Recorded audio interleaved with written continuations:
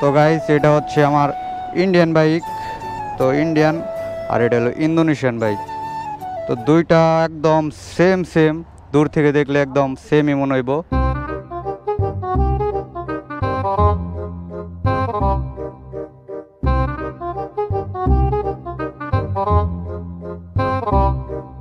কিন্তু এখানে পার্থক্য হচ্ছে ইন্দু বাইক অনেক আগে থেকেই আইআরসিতে বিশ্বস্ত, তাই এখানে ব্যবহার করা হয়েছে 140 সেকশনের একটি আইআরসি টায়ার। আর ইন্ডিয়ান বাইকটিতে এমআরএফ এর জেপার ইউজ করা হয়েছে। সামনে আছে FX1 এবং পিছনে 140 সেকশনের একটি এমআরএফ টায়ার।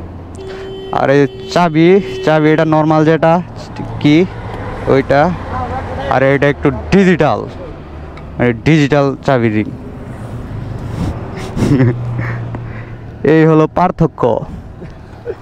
এটার দামই 1 লাখ টাকা বেশি। 1 লাখ না দাদা? I'm not bad, I'm just rich.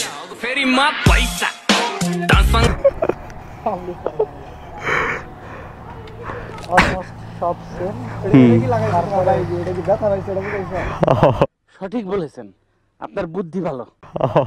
ব্যথা পাইছে।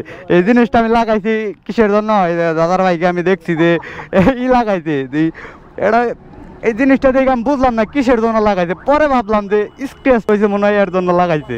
পরে আমি লাগাই দিয়েছি, ভালো লাগে গোল দেখে।